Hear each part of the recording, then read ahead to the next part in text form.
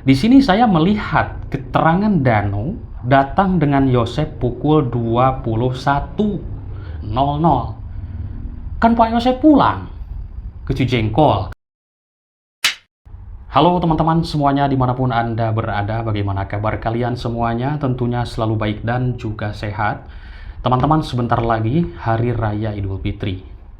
Teman-teman, semoga sehat selalu, banyak rezeki, intinya dimudahkan urusan segala-galanya. Amin. Baik teman-teman, kita lanjutkan kembali pembahasan kasus Subang ini. Banyak sekali yang sudah kita bahas. Nah, teman-teman, ada komentar, yaitu ini menarik ya. Bang Jack, keterangan AKBP Ibu Sumarni ini sekarang terbukti bahwa para pelaku di dalam kasus Subang ini yaitu orang-orang yang sangat dekat dengan korbannya. Ya, itu clue atau petunjuk yang dikeluarkan AKBP Sumarni waktu itu. Untung clue ini keluarnya dari seorang orang penting, yaitu seorang Kapolres. Coba kalau clue ini dari masyarakat, ini jadi bumerang teman-teman. Jadi perbincangan masyarakat. Dan mungkin juga tidak dianggap seperti itu. Ya kan? Tapi sesudah adanya clue dari seorang Kapolres, merebak akhirnya. Masyarakat sangat-sangat mempercayai dengan petunjuk tersebut atau sebuah clue. Sekarang terbukti, teman-teman. Tapi meskipun sekarang sudah terbukti mereka diduga para tersangka ini, sudah adanya persidangan, tapi kita masih belum puas. Karena ini kita masih melihatnya agak buram ya, agak remang-remang seperti itu. Apakah benar mereka ini para pelaku yang sesungguhnya mengeksekusi kedua korban di malam tanggal 18, yaitu di tanggal 17 malam menuju ke 18. Ini luar biasa, clue yang dikeluarkan AKBP Sumarni ini menjadi bahan buat analisa kita, perbandingan dari berbagai keterangan para ahli. Teman-teman, saya menyimak juga dari keterangan Dr. Hastri. Ini menarik, sama keterangannya dengan AKBP Sumarni, yaitu dugaannya orang-orang yang sudah kenal dan juga orang-orang dekat dengan korbannya. Lalu keterangan Bapak Adrianus Miliala pun sama seperti itu. Tidak jauh-jauh amat para pelaku ini menurut Adrianus Miliala karena melihat silsilah kehidupan kedua korban itu tidak begitu sangat bergaul dengan masyarakat. Karena pertama ibu rumah tangga dan kesibukannya yaitu mengurus sekolah tersebut. Nah, itulah keterangan dari Adrianus. Ini saya sudah 3 orang-orang penting menyimak keterangannya itu sama, teman-teman. Nah, teman-teman, saya menyimak dari keterangan Dr. Hastri. Coba kita simak videonya. Yakin ya itu memang orang terdekat lah gitu kan, siapa lagi gitu, dari udah kelihatan gitu ya. Alhamdulillah teman-teman penyidik terus cari yang pasti untuk alat bukti. Nah teman-teman, ini keterangan Dr. Hastri sudah begitu jelas. Jadi sekarang terbukti. Dr. Hastri pun mengatakan bahwa para pelakunya itu ya orang-orang dekat. Namun untungnya para penyidik itu terus untuk mencari barang bukti dan alat bukti seperti itu.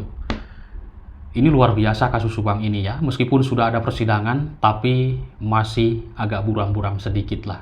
Karena kita belum puas. Baik, kita dengarkan lagi. Karena kan mereka juga butuh waktu, butuh keyakinan dari pemeriksaan laboratorium forensik kalau DNA-nya itu cocok dengan DNA pelaku yang ada di TKP. Saya banyak banget intervensi ya dari masyarakat Subang atau dari keluarganya atau yang lain selalu ngasih informasi. Jadi kayak kayak terlasuki gitu loh. Jadi selalu di bawah alam sadar saya ya berpikir dua korban ini. Jadi luar biasa teman-teman. Jadi intinya kita doakan saja semoga kasus ini cepat terungkap. Karena saya menyimak dari keterangan Dr. Hastri yang sangat luar biasa. Ini pakar forensik intinya di Indonesia ini sudah begitu terkenal sekali. Ini beliau juga sangat memikirkan tentang kasus Subang ini atau intinya kedua korban. Nah, saya sering membahas kasus Subang ini. Karena apa? Prinsip saya kalau tidak dibahas, meskipun ya mungkin merasa sendiri banyak sekali berputar dan berulang-ulang membahas kasus Subang ini. Tapi intinya jangan sampai tenggelam dan terlupakan. Karena kasus Subang ini kalau melihat dari sebuah kronologis dan juga saya melihat fotonya langsung yang asli, masih banyak darahnya, intinya seperti itu. Ini sangat mengerikan sekali tentang kasus begitu sadisnya mereka mengeksekusi kedua korban. Karena di bagian ini yang rusak, kepala teman-teman. Ini kan patah sekali kalau kepala ya, seperti itu. Ya itu mungkin sudah kita bahas karena kita selalu membahas yang mengerikan seperti itu tentang kasus Subang ini. Dan ini sudah menjadi konsumsi publik. Dokter Ibu Sumi Hastri mengatakan pun langsung juga didatangi dalam mimpi oleh arwah kedua korban, ya kan? Nah, ini menarik luar biasa pokoknya. Seorang dokter forensik yang langsung bersentuhan dengan jasad korban, ya pastilah. Teman-teman, saya percaya meskipun beliau ini di dalam mimpinya seperti itu. Itu bisa saja petunjuk atau bisa saja korban ini ingin segera mendapatkan keadilan. Jadi merinding gua ya, teman-teman. Oke. Selalu saya pengen ya Allah mau dipermudah, udahlah jelas yang pasti suruh ngaku lah minimal si pelakunya itu kan. Nah teman-teman, doa Ibu Sumi Hastri terbukti. Berdoa semoga ya Allah mengaku pelakunya ini.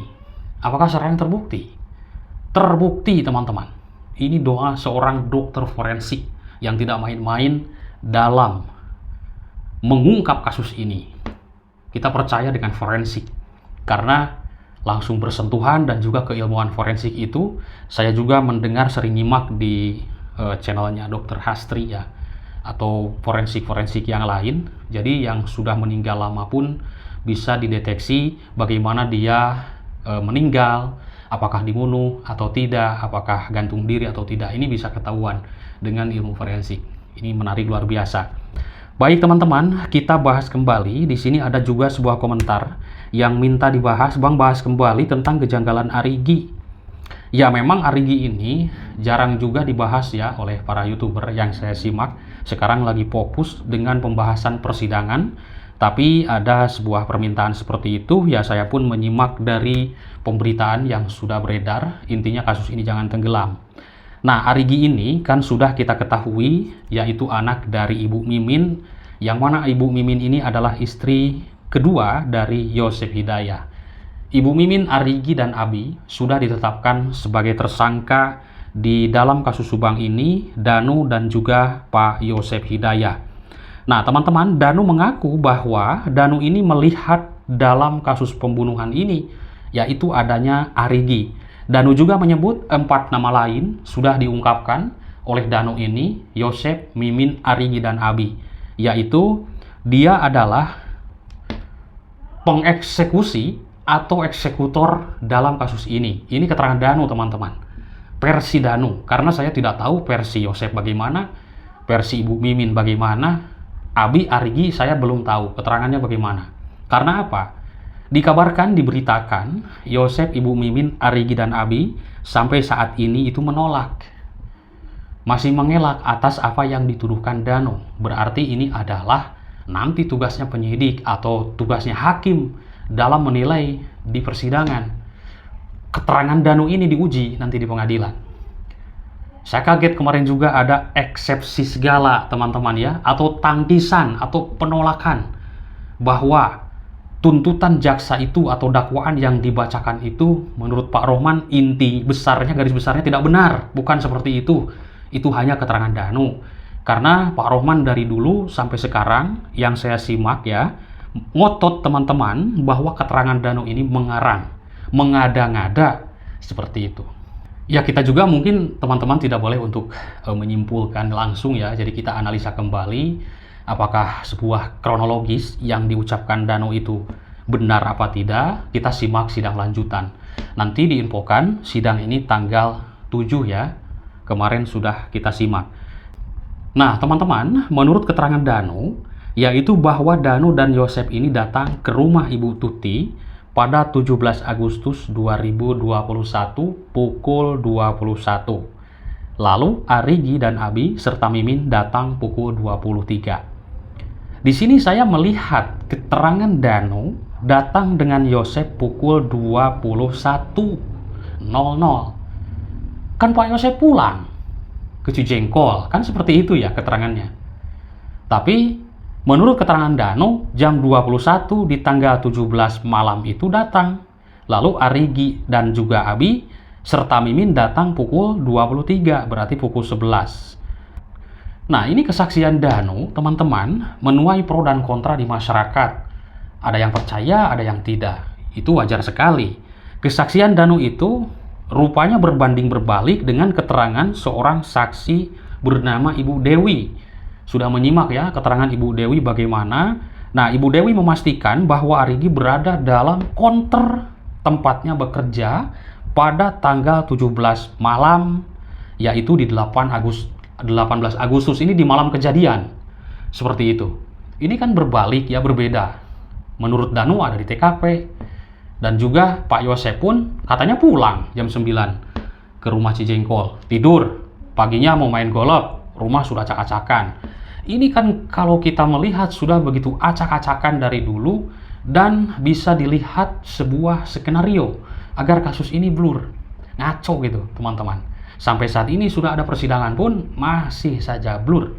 Masih begitu banyak perdebatan. Masih belum jelas entah kapan ini sidang akan selesai kasus Subang ini. Oke teman-teman, nanti kita lanjutkan kembali. Masih banyak pembahasan dan juga permintaan dari teman-teman pun ini masih banyak. Oke, kita nanti akan kupas lagi. Terima kasih. Bye-bye.